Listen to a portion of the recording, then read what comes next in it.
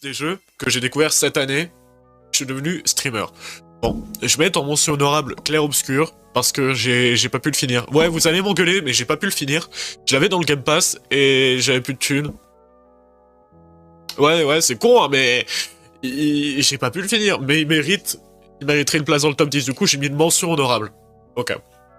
En 10ème position, je mets Cult of the Lamb. Cult of the Lamb, c'est vraiment un super roguelike que j'ai grave kiffé, j'adore la DA et l'univers, surtout il y a le nouveau DLC qui sort bientôt, et j'ai vraiment hâte. Je m'attendais vraiment à, je sais pas, une fin secrète, mais l'histoire est trop prévisible pour moi, vraiment. Ensuite, il y a Ast. J'ai développé une grosse addiction pour Ast Broken World.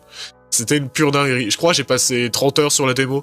Le jeu, le vrai jeu, j'ai totalement dégommé Ast. Une super addiction. Après, il y a le premier jeu que j'avais commencé en stream, c'était Pokémon Infinite Fusion. Vraiment, j'avais pris un jeu avec aucune hype. J'ai débloqué quelques viewers grâce à ça, c'était trop bien. Pokémon Infinite Fusion, c'est un jeu où tu peux fusionner tous les Pokémon ensemble. Et qui se passe sur les maps des 2 premières régions, je crois. C'est un petit banger, je te le conseille si t'aimes Pokémon. C'est un vrai bon jeu. Alice Madness. Oui, Alice Madness. Je sais, il y en a qui aiment beaucoup.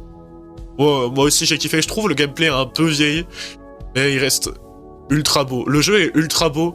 La DA ultra sombre. On aime, c'est trop cool. Il faut que je trouve une lame Vorpaline. J'adore. Ensuite, c'est un jeu que j'ai fait il y a quoi, 3 mois. Céleste. Céleste est une dinguerie. Mais il va pas aller dans la suite. La suite, les jeux qui arrivent après sont encore...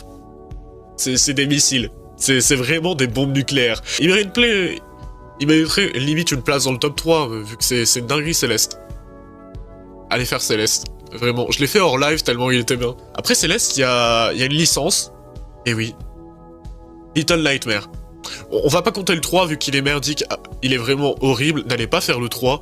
Mais Little Nightmare 1 et 2 sont extrêmement bien. Le premier, 5 heures durée de vie, très cool. Et le deuxième, un peu 20 heures.